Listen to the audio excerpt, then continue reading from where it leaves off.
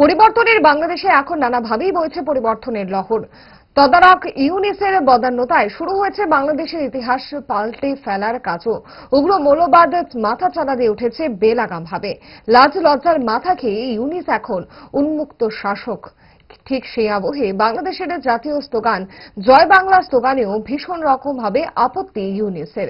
Slogan পাল্টাতে ঘুরিয়ে বাংলাদেশের সুপ্রিম কোর্টে রিট পিটিশন এনেছে ইউনিসের বান্ধবরা।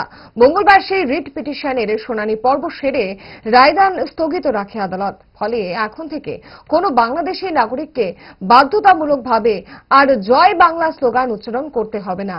আদালতের বক্তব্য তুলে ধরে এক আইনজীবী কি বলেছেন শুনুন। এবং দীর্ঘ শুনানি শেষে আপিল বিভাগ জয় বাংলার যে জাজমেন্টটি ছিল সেই রায়টিকে আজকে স্থগিত করে দেন। ফলে এখন থেকে জয় বাংলা আর আমাদেরকে বাধ্যতামূলকভাবে উচ্চারণ করতে হবে না। রাষ্ট্রের আপত্তির জায়গাটি কোথায় ছিল জয় বাংলা?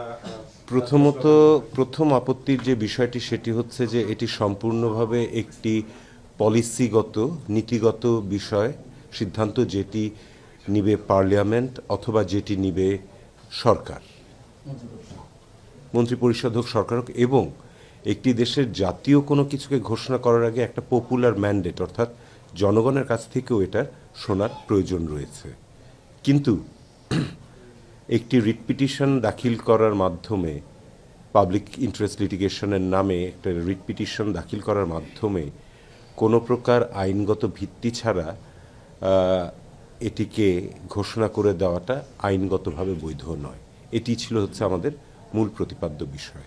এবং আরেকটি যেটা ব্যাপার রয়েছে সেটি হচ্ছে যে আমাদের বর্তমানের যে সংবিধান সেটি যখন তৈরি করা হয়েছিল 1972 সালে, তখন আমাদের যারা ফ্রেমার্স অফ দ্য কনস্টিটিউশন ছিলেন তারা সব কিছু ভেবে চিনতে আমাদের অনুচ্ছেদ 4-এ আর্টিকেল 4-এ জাতীয় কি হবে সেগুলোকে উল্লেখ করে দিয়েছেন। তার মধ্যে জয় বাংলা ছিল না।